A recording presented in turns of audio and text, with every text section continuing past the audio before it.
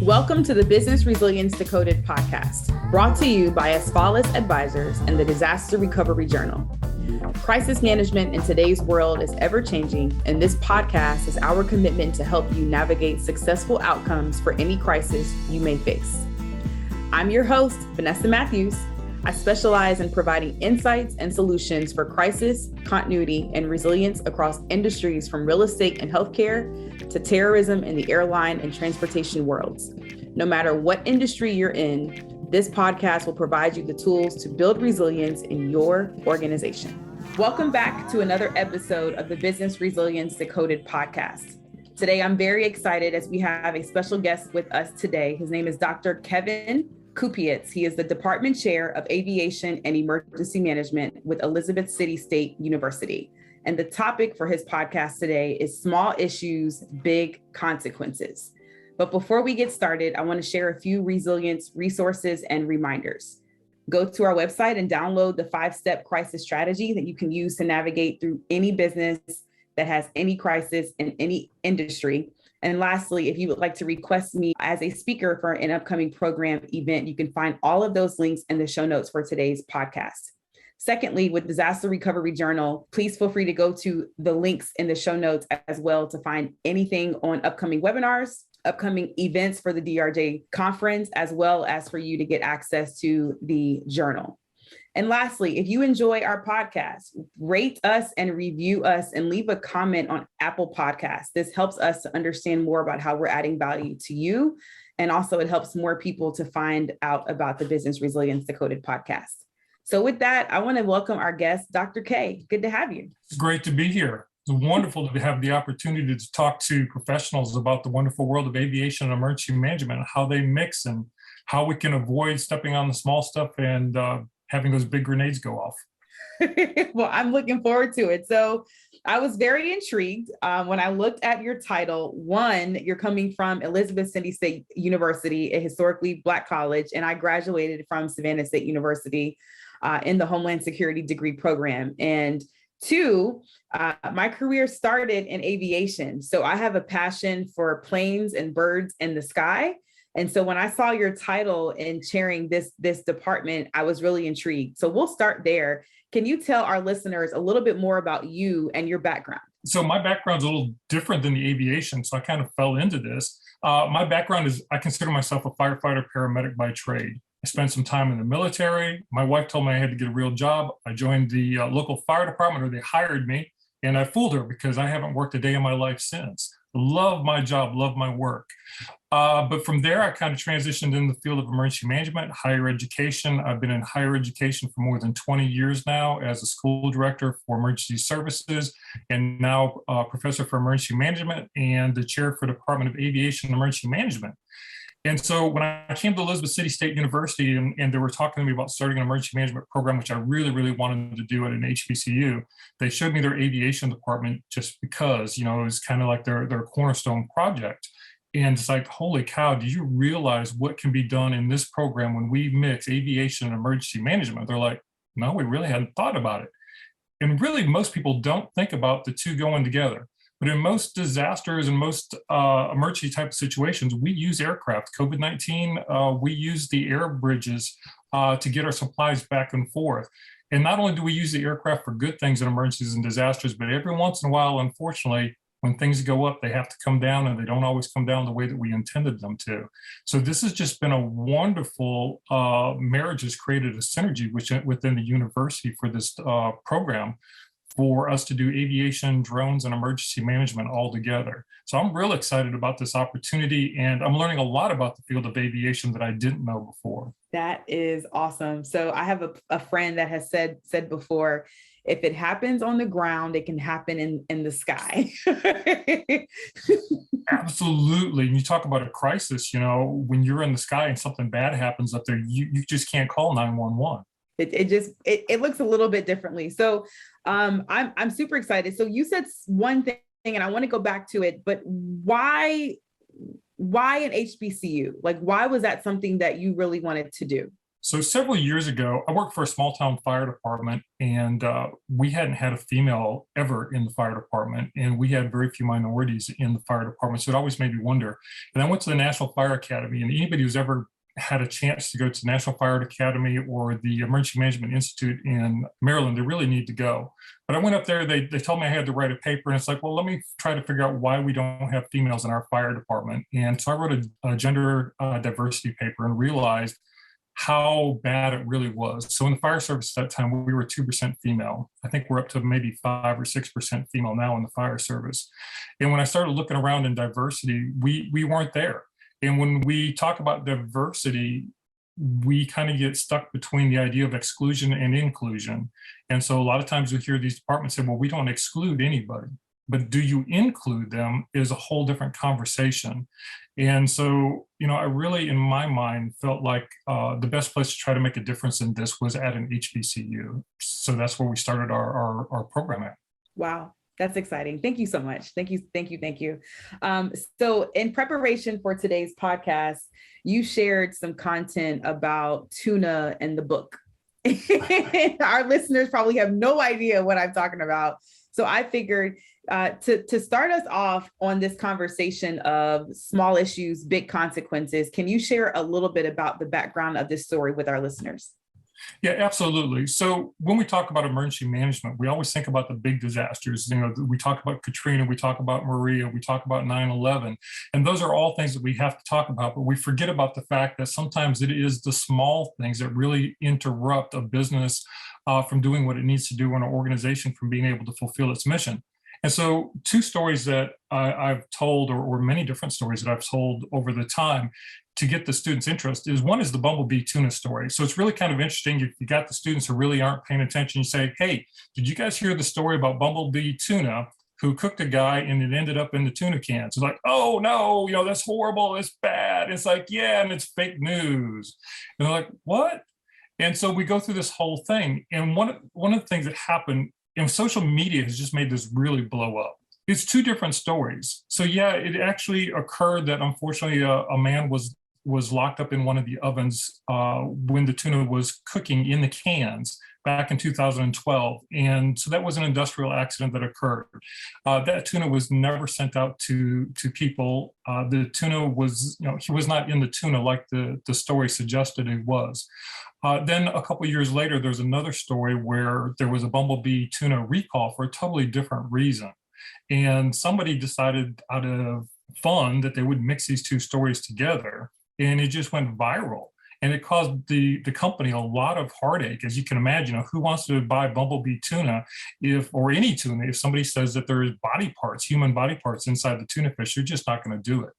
And so this starts us on the whole track of, how does emergency management actually fit into the public relations thing? And I'll be the first person to tell you that I'm not a PR person. I'm not a publicist, but we have to be able to watch our image. Another story that I tell people is the book story. And it's really, really hard to find anything about the book. But there was a nature book that was written several years ago with a disgruntled employee working. And he thought it would be a good idea to change 1 or 2 of the plants. And so he changed it from poisonous to safe and edible, just to be mean. And of course, once a few people ate the poisonous plant by mistake and it was found out what happened, that really put a huge dent in the believability of this book company or this publishing company to be able to publish good quality books that people could trust. I mean, after somebody eats a poisonous plant, as they were told to do so in the book, who's going to believe the book after that? It's kind of like telling your mother, no, I didn't eat the cookie, and she finds you got half the cookie underneath your bedroom pillow. She's not going to believe you didn't eat the cookies no more. So it's kind of the same thing. Fusion Risk Management is your North Star for operational resilience. The Fusion Framework System provides a foundation that enables you to understand how your business works, how it breaks, and how to put it back together again, which allows you to make data-driven decisions so you can anticipate, prepare, respond, and learn through business disruptions and major crisis events. Head to the link in our show notes to request a demo today. Fusion Risk Management, building a more resilient world together. And we can go through history and we can all find all kinds of examples where people said something wrong or they did something that later caused them issues or things that were totally out of their control that they had to deal with. And these are all still things that the emergency management department needs to be ready to deal with because it has to deal with the functionality of the organization. Yeah. So I think that these stories become really good case studies for students to see and understand. Yep. So that's an interesting point. I often say within our company, when we're talking to our customers and to our team, I want to make sure that the way I define the color blue is the same color blue that you're thinking about, because very, very small things and how we communicate typically are the challenges in our profession. So that kind of leads us into the next set of questions I have for you before we wrap today. What are some of the common small things that you see people miss that lead us to these bigger consequences? I think this kind of goes back to our original conversation about the HBCUs and inclusion and diversity. So we have to understand the perception. And it doesn't matter what the truth is a lot of times. It matters what that perception is. And your perceptions can be different than my perception, from the next person's perception. Every person that's walking through that airport has a different perception of what's supposed to be happening, whether it be customer service, whether it be the level of security or whatever the case is. So when we start to mess with that perception, then that becomes a problem for all of us. Look at United Airlines, for example. They got themselves, some really, really bad press when they asked someone to come off of the airplane because they had overbooked their seats. And when the gentleman refused, they basically, physically brought him off the aircraft. And so in their perception at that time, they were doing with what was in the policy and what they were supposed to do. But the perception of everybody else on that plane and pretty much everybody else in the world was this was excessive and this was not appropriate. So I think we really have to look hard at what is the perception of things as we move forward in our decisions.